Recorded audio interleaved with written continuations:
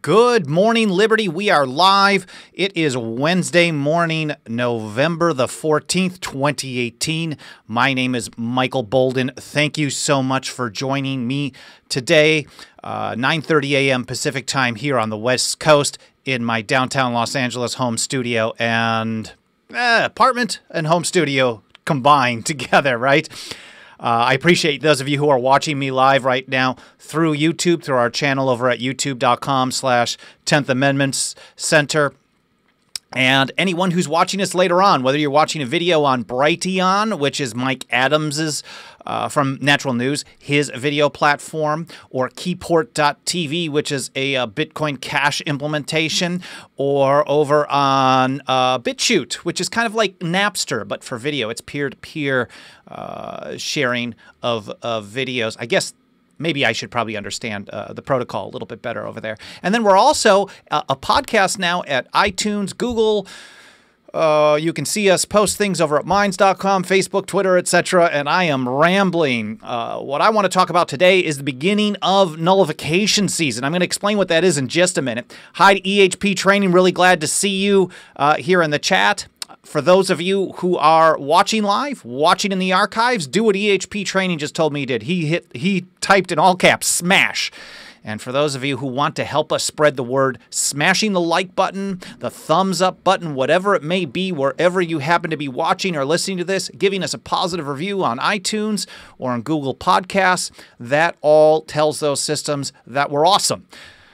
Or at least you find it interesting and you want more people to hear about it. So thank you very much for being here. Thank you for smashing the likes, and of course, leave some comments of your thoughts. So today is the beginning, well, actually probably yesterday, after the election was over. The partisan hackery that is the voting of Team A versus Team B to violate our liberty. That's when nullification season is. And it's a term we came up with a few years ago because there really is a lot of sports season, there's shopping season, Thanksgiving season, Christmas season, but from around mid-November, that's really kind of scratching the surface, till around April or May is the time of year when most state legislatures are in session. And we see a flurry of bills introduced around the country, thousands in some places. A vast majority of them total garbage. Mind you, I'm the one who spends most of his time looking through a lot of this legislation. I scan through all 50 states, the bills, most days, probably starting in December. So early on, I know which states are already filing legislation. And so I'm scanning through looking for little glimmers of hope. Glimmers of hope where a state will consider a piece of legislation that will undermine something that the federal government says is illegal. So if it's illegal to keep your privacy, then legislation that advances it, that undermines the sharing of data with Washington, D.C., undermines a federal sharing program, whether it's through a fusion center or to the FBI or the DEA through license plate readers. So that is a way to undermine and help nullify those federal programs. Or legalizing a plant or a firearm on a state or a local level. We've also been looking more and more on the local, very local level, when the federal government says you can't do this.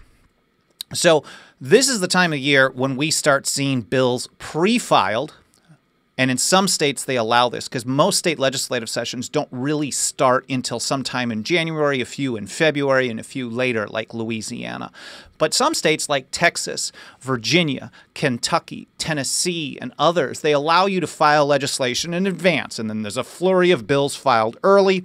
They do get assigned to committee, and then once the legislative session actually starts, that's when the debates go. So what we like to do, especially at this time of year, is bring as much attention to these bills as possible. The reason being, the more people who learn about them, the more people that will take action to support the good ones.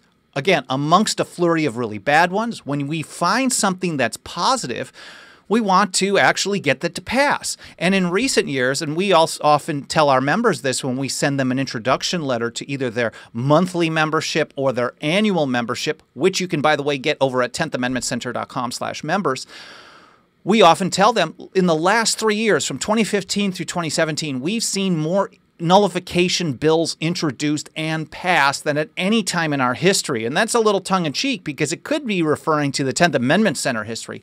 But I believe it's in all history. One needs to only look at what I talk about regularly, the 33 states that are nullifying in practice the federal prohibition on a plant called cannabis.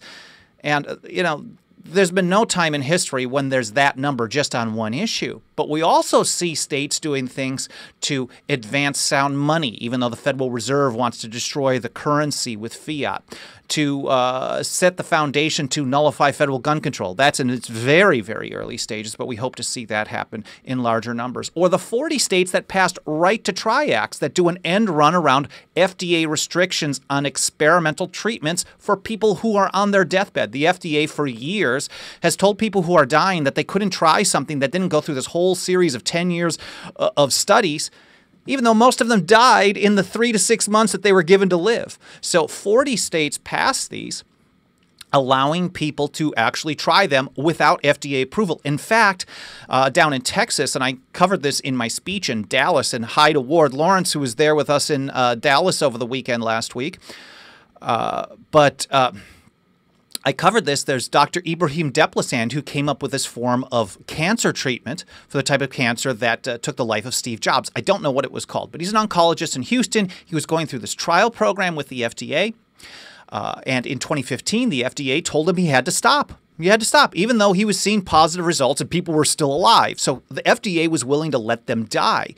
But the Texas Right to Try Act went into effect maybe in the next month, 6 weeks or so. So Dr. Deplasand, now it's not just the state law that makes it happen, it's human action, which is incredibly important. So states can pass all the laws they want, but if people don't actually follow up and do things, individual actions, businesses, groups, communities, if they don't actually follow through and take action to advance their liberty, it is more helpful when the state gives you legal and political cover or some confusion between state and federal law, as we've seen on weed and now this right to try issue.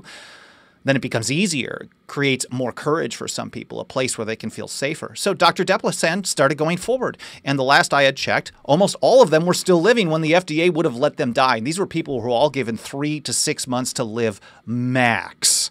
So this is a very important thing. And this is the time of year where we're going to be a bit of a shift in this show and a bit of a shift in most of the reporting on the 10th Amendment Center website. Our blog at blog.10thamendmentcenter.com is going to be filled. It's starting to, just scratching the surface, but in the coming 6 to 8 weeks, it's going to be filled with reports by Mike Meharry, TJ Martinell, myself, probably Clay Davis, a number of other people, on reports on bills that are taking action on various issues. And every year we put together an annual report that covers this. And now, before I get into that and the couple of bills that I want to talk about today, I want to actually start out, instead of end with, I want to start out with our quote of the day, which I do apologize for missing a little bit last week. So the quote of the day today, this is a good one, in my opinion, from Oliver Ellsworth. This guy was a strong central government supporter at the time of the founding, I believe Connecticut. And he was making the case, he was arguing against the anti-federalists, which is a misnomer. It was a term of propaganda to say that they didn't like a federal structure. This was just garbage. But whatever. Maybe I'll do a show on that someday. That'd be interesting, right? So Oliver Ellsworth is responding to people, and they're like, oh, this government's going to run roughshod. There's no limits on their power. And he says, no. The government is one of delegated powers. I don't know if he used the term expressly, but he said it's one of delegated powers. And, quote, if they make a law which the Constitution does not authorize, it is void. If they make a law which the Constitution does not authorize, it is void. Now, we know that in principle, a vast majority of what the federal government has done in modern times is therefore void. Almost everything they've passed in modern times in the last 100 years has not been authorized by the Constitution. But the Constitution is words on paper, and words on paper do not enforce themselves. We also, the founders, for example, James Madison, referred to these words on paper, even the best Constitution, as a mere parchment barrier. Parchments don't create a barrier against tyranny galloping towards you. And federal politicians don't limit their own power. Jefferson and Madison both famously warned us that if we relied on the federal government to determine the extent of its own power, that power would always grow and grow and grow, no matter what team was in charge or no matter what kind of checks and balances they put in the system. So although we know in principle these things are void, it takes action to make them void in practice, unless, of course, we want to rely on Washington, D.C. to do that, and that never seems to happen. And that's why it's so important to follow James Madison, Thomas Jefferson, and just about every other founder's blueprint to actually reject and resist those acts. Take action on a state and local and even an individual level, as Madison told us in Federalist 46, to refuse to cooperate with officers of the Union. And Alan Mosley said, sounds like they should have written that Constitution on some good 130-pound cardstock. It would have been a little stronger, right? Or maybe some hemp paper, because then today it would have been officially illegal instead of just kind of, well, at least they couldn't have grown it. So every year we put together this State of the Nullification Movement report. And when I say we, I mean it is 99% written by my good buddy and our National Communications Director, Mike Meharry.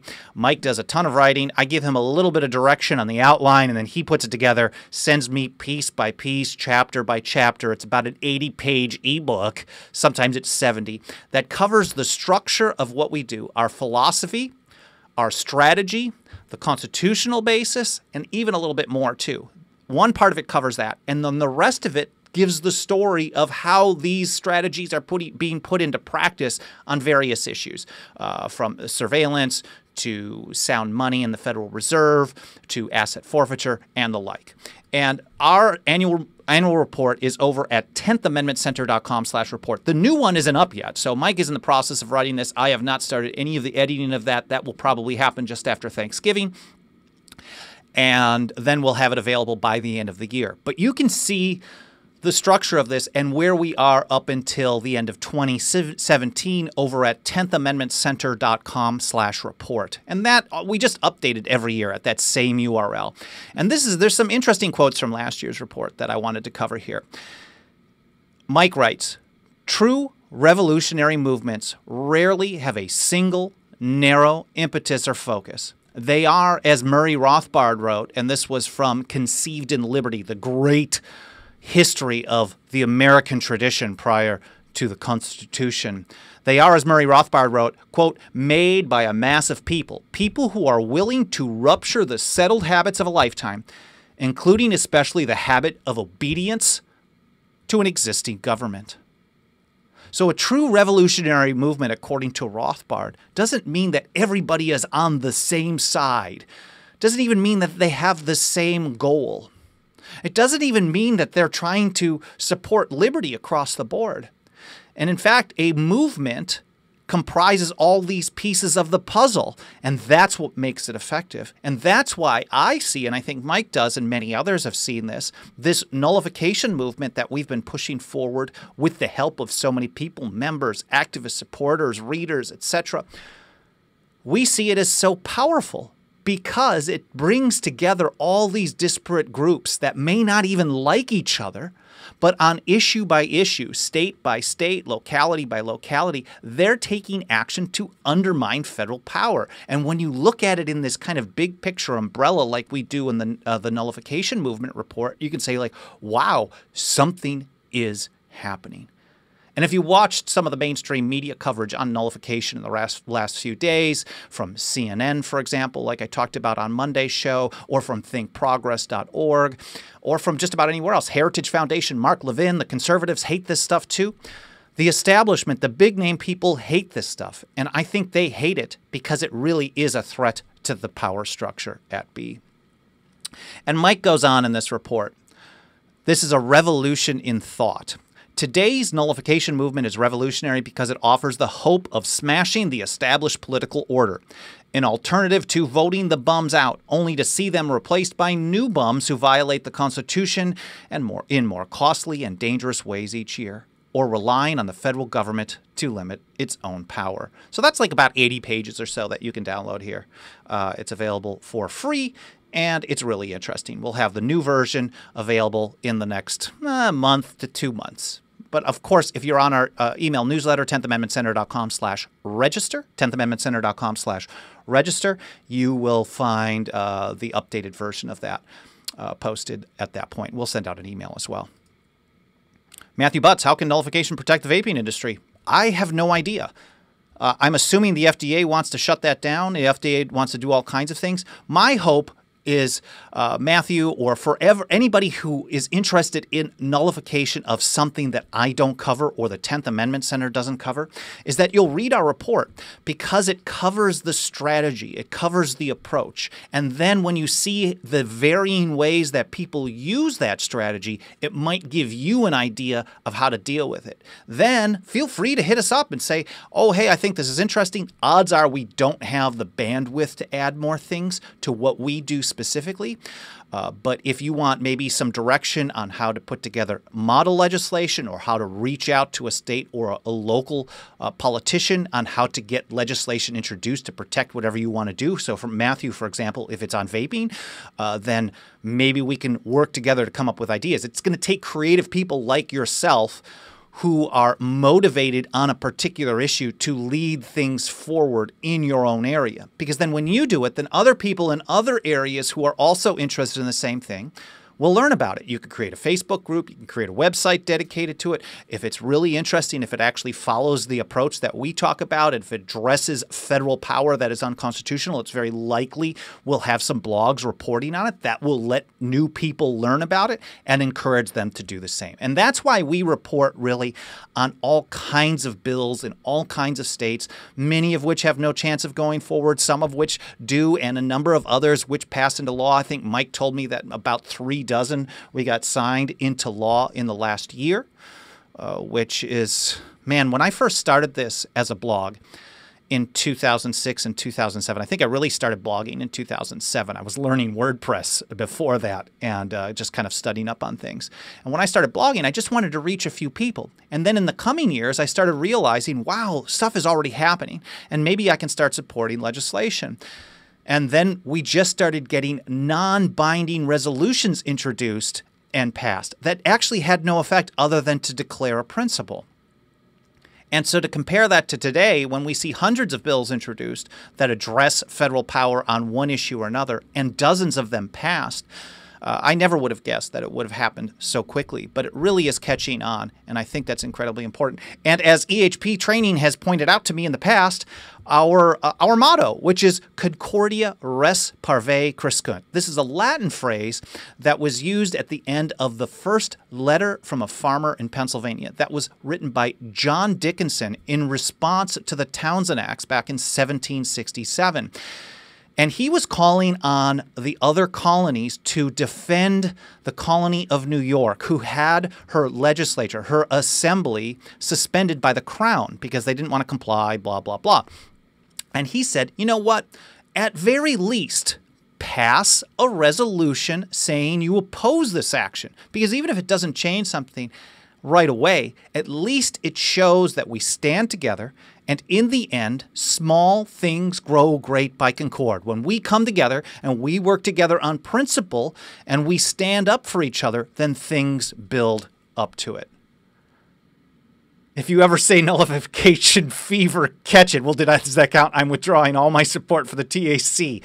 4Cat 85. I don't get the joke, but it's still funny. I hope I don't say that, because if it makes me sound like an idiot, I don't want to. So if you're not watching live in YouTube, it is fun. I was doing a podcast years ago, and a lot of people told me that they liked it. And this was before I think podcasts really caught on as the way a lot of people were still listening to talk radio much more than I think a lot of people do today. And I stopped. It was a lot of work. I couldn't keep up with it. And I really should have kept on. And for years I said, I'm going to get back doing to this. But my nephews, who are now 20 and 18, they just turned 20 and 18. I mean, for years, they've been like, come on, dude, get on YouTube. You got to get on YouTube. And I watched YouTube videos. I watched all these old Ron Paul speeches over the years, Peter Schiff, things like that. But I never was like a daily viewer. And then in recent, I would say the last year and a half or so, I start watching my friend Robert Scott Bell, who has a daily radio show. And And RSB, it talks about natural health. He's a homeopathic practitioner. He can't stand the FDA, for example, the CDC, all these centralized agencies which dictate how people can make their choices for their own health decisions in their lives. And he started doing his show through YouTube, simulcasting through his radio program. And I just found it so engaging to be able to talk to people or to chat with Robert, type in, and so then I started expanding from there, just in my own viewing. And I thought, when I finally get to doing a podcast again, I'm going to do it on YouTube because I really enjoy the kind of live one-on-one interaction in the live chat. So if you don't use YouTube or you hate it, which I can definitely understand, I can appreciate that. I look at all the comments and try to reply to as many as possible after the fact. But if you ever get a chance to join us Monday, Wednesday, Friday, 9:30 a.m. Pacific time, please do. It's really a lot of fun. I mean, you get people like Alan Mosley who are ripping great burns in the chat and some interesting questions and things like that. We've really developed a nice little community here. So anyways, I've just been rambling. We're 20 minutes into the show, and I haven't even covered the article. So I'm going to go a little bit long today because I was short on Monday before recording my podcast on the Tom Woods Show, which should be out sometime today, talking about the nullification used by northern states against the Federal Fugitive Slave Act of 1850. So over at tomwoods.com, you definitely want to look for that if you're not already subscribed. So let's go to some of the bills, some of the early ones. Texas is really the first state that does pre-filing. They're only in session every other year. So the odd years, 2019, we see a lot of a flurry of activity. Montana is another one that's like that, North Dakota, Nevada, and a few others. So let's take a look at this first bill that we're covering. That's House Bill 182 from Terry Canales, Democrat in Edinburgh, Texas. House Bill 182 deals with something called asset forfeiture. Pardon me while I grab a drink. I'm doing sun tea every day, trying to drink a little bit less coffee. So, House Bill 182 deals with asset forfeiture. The Institute for Justice, IJ.org, is the premier organization basically reporting on asset forfeiture, giving us an overview. They do a report card on the states. They referred to Texas as, quote, terrible. Texas is just about the worst of the worst on this. This is the process whereby they basically charge your property with a crime instead of an individual. They say property may have been used in a crime, so therefore they take it, and then you have to prove that it wasn't used in the crime to get it back. So guess what?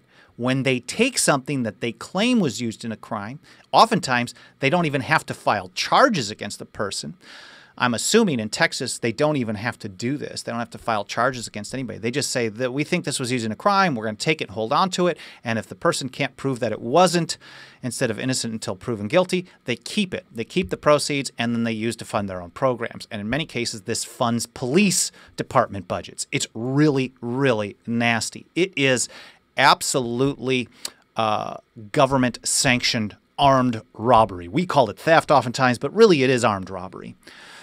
So in most states, it's, in all states, it's been very bad for a long time. But some states started taking action to reform this, to basically say, okay, we at least have to charge somebody. It has to be for a crime. And then the next level would be to say, you can't take and keep anybody's stuff unless they are convicted of a crime where they basically benefit from the property. And I think there could even be some philosophical discussion about that. But I think that should at least be the basis right there. Have a conviction before government can come in and say, well, you don't get to keep the proceeds of your crime. So what has happened then is a number of states started clamping down on that practice. So what does the federal government do? They come in and try to do an end run around the states. And the FBI, through the Department of Justice, they run something, and not just the FBI, but really all federal agencies partner through the DOJ. They run something called the Equitable Sharing Program. This is an asset forfeiture program that is run through the federal government, which has almost no restrictions on stealing people's stuff and keeping it. So a state that locks down its asset forfeiture program, like happened here in California a few years ago, And the local police couldn't use asset forfeiture anymore. What they started doing, and I'm not sure who gave them the idea, probably someone in Washington, D.C., maybe Holder, maybe someone before them, maybe Gonzalez, maybe it was Jeff Sessions. Jeff Sessions really wanted them to ramp it up. So it'll be interesting to see where this Whitaker guy goes with it.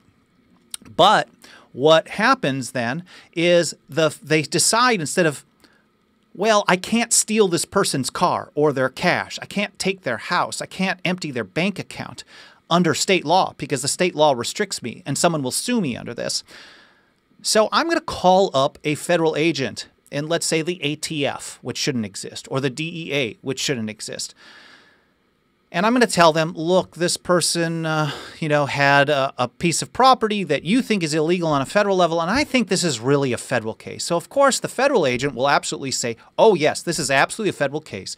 Here's what you do. You keep working it, provide us information, and we'll deal with filing the charges, etc. So you get one or two pencil pushers in Washington, D.C., who is actually, quote, in charge of the case. The locals do all the work. They take the property. They do an end run around the state program. And then the feds, through the equitable sharing program, which doesn't sound dangerous, but of course when they use these innocuous terms, you know they're extremely dangerous to liberty. The feds steal the stuff. Well, the locals steal it. They pass it off. They transfer the assets to the federal government. And then the feds keep 20% and pass 80% back down to the locals. So what happened in California? All of a sudden, everything became a federal case, which is probably exactly what they want to do. So a number of states, there are 7 right now, including California, Arizona, New Mexico, Nebraska, Maryland, Ohio, Colorado, and I'm probably missing one, that have actually opted out of a vast majority of these. We've learned through research over in Colorado, I think it was the League of Counties or the League of Cities in Colorado, that it was like 85% of these cases were for forfeitures of less than $50,000.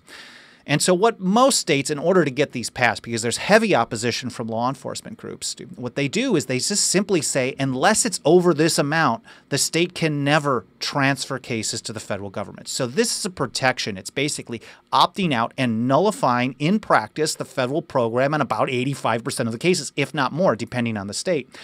So Canales' bill, House Bill 182 in Texas, is terrible and great at the same time. It doesn't, and I think, and I'm probably going off on a tangent here, but the more that you try to do with a state or a local piece of legislation, the less of a chance you have of getting it passed. So this bill is actually very good on the federal equitable sharing program, which I personally think is more dangerous, but I may have some confirmation bias there. And it opts out of all federal equitable sharing. It bans the state from participating in this for forfeitures of less than $50,000. So probably anywhere from 75 to 90% of all equitable sharing forfeiture program activities in the state of Texas. It would ban the state from doing this. It is not good on addressing the state. A lot of times these bills will say, we're going to close down, we're going to require a conviction on a state level, and we're going to opt out on a state level, on the federal level. So it's hard to get that passed. So it has a very, very modest improvement on the state level. They must raise the burden of proof from, quote, a preponderance of the evidence. For those of you in law school or lawyer land, you know what this means probably better than I, to clear and convincing evidence. So you actually have to have real evidence, which is a step up, but it's not necessarily great because it's still not requiring a conviction. So it's bad on a state level, but very good on a federal level. So we would like to see a small improvement on a state level and a big improvement on a federal level. House Bill 182 is a pretty good bill, and I'm assuming we'll see other asset forfeiture-related bills filed in Texas in the coming weeks. There have been a number in recent years, and you may remember that right after Trump took office, he actually went after a state senator, I think Connie Burton, in Texas, who happens to be a real hardcore kind of Tea Party type of conservative, and Trump didn't know this, and attacked the state senator saying, oh, well, maybe we're going to have to run against this person because he loves the process of asset forfeiture. Or maybe that was Sessions clouding his mind. So this addresses the federal loophole, House Bill 182 in Texas. Of course, if you're watching along here live on YouTube, you can see all the links. I should have put links in there in the show notes. I will also include them over at our website. You can find all of our shows over at 10thamendmentcenter.com/ Good Morning Liberty. And when you're reading through one of our reports, you'll generally see an introduction paragraph called a lead, L-E-D-E, which is a short overview. And then we talk about the bill itself. It'll say the representative, where they're from, filed House Bill 182, and then you see HB 182. Click that link, and you can actually go to the state legislature page on the bill, find the history, the text, the actions, etc. And that's where, if you live in Texas, you will find eventually that this has been assigned to a committee. Then you click on the committee and you call the committee chair and you call all the committee members. You don't email them. You give them a call and you're going to reach some attendant or some person. You say, hey, my name is so-and-so and I live in this part of the state and here's my number and I want to let this committee member know that I would like to see them vote yes on House Bill 182. And that's it.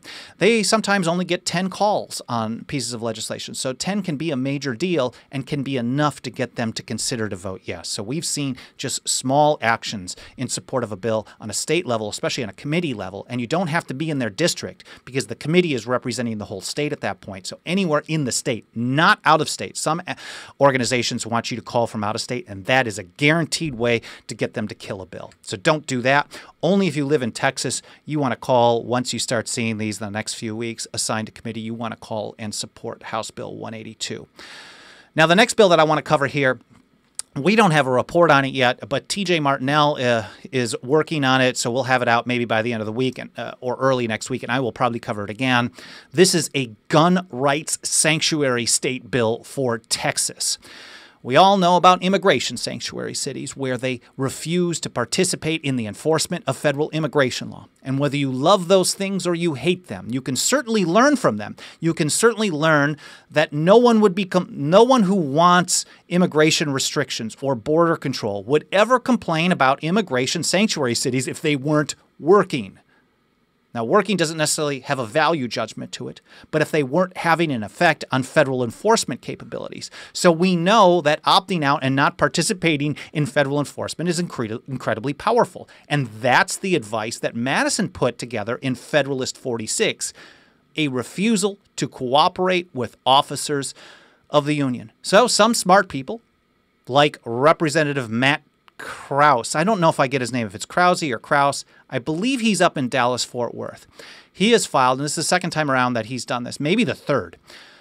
He's filed a bill, and it's not necessarily called this, but we call it that. And the Oregon counties, the 8 of them who passed ballot measures to set the foundation to do the same just on Election Day on November the 6th. There are now 8 counties that are taking a step in this direction. They're calling them gun rights sanctuary counties. That's what they want to create. They don't want enforcement of gun control in their area. And that's what we're looking for if we're looking to protect the natural right to keep and bear arms. So this bill takes a very positive step, more than what the counties were doing in Oregon. And in Krause's bill, this is House Bill 238. An agency of the state or a political subdivision of this state and a law enforcement officer or other person employed by an agency of this state or political subdivision of this state may not contract with or in any other manner provide assistance to a federal agency or official with respect to the enforcement of a federal statute, order, rule, or regulation purporting to regulate a firearm accessory, or firearm ammunition if the statute, order, rule, or regulation imposes a prohibition, restriction, or other regulation, such as a capacity or size limitation or registration requirement that does not exist under the laws of the state. In other words, this is a pure 10th Amendment bill to protect the right to keep and bear arms. Now, there are probably, and I don't really know, there are probably some bad gun restrictions on a state level. But if you restrict the state to only working on those, then everyone's going to know where the source of the problem is. It will eliminate enforcement in almost every situation, because the feds don't have the manpower to pull it off, of all federal gun control. All of it that is not on a state level. So whether it's the 1934 Firearms Act or 68 Gun Control Act and on and on and on, whatever they do not have concurrent legislation on a state level, then they'll stop participating in. Then the next strategy, once this passes, is to actually ban the state gun restrictions that are equivalent to the federal ones. So therefore, because it's no longer on a state level, it automatically triggers the state to stop participating in all of those federal programs. So this is an incredibly powerful and 100% legal, and I put that in quotes for those who are not watching live, legal because the Supreme Court actually backs this process up, and there is no way that they can stop it. So this is incredibly effective, incredibly strategic, incredibly smart approach, and I would love to see this piece of legislation. This is actually one of my favorite bills, one of my favorite strategies going forward, because there is so much to address regarding gun control, and it becomes very convoluted in the legal world, in the court world, and in the political world, and a lot of people, it becomes overwhelming how to deal with these things, and this is a great first step forward. So House Bill 238, the gun rights sanctuary state bill in the state of Texas. Well, Texas can only be a gun rights sanctuary if Texas decides to. But if they're following the lead of the immigration sanctuaries, they're going to just stop participating in federal enforcement. And that's going to have a great deal of effect to protect your right to keep and bear arms, to just to clear the way Judge Napolitano put it. We've been working on this type of legislation for a number of years. Our top opposition has always been law enforcement lobby groups and the NRA. Not even close. Bloomberg's people, not even close. In fact, the furthest we ever got on the biggest one was a bill in Missouri a few years ago, which passed both houses, but they used a very sneaky legislative attack by putting a last-minute minor technical amendment at the end so it runs out the clock. So then there's no time to actually concur between the two houses, and it can't get to the governor for veto.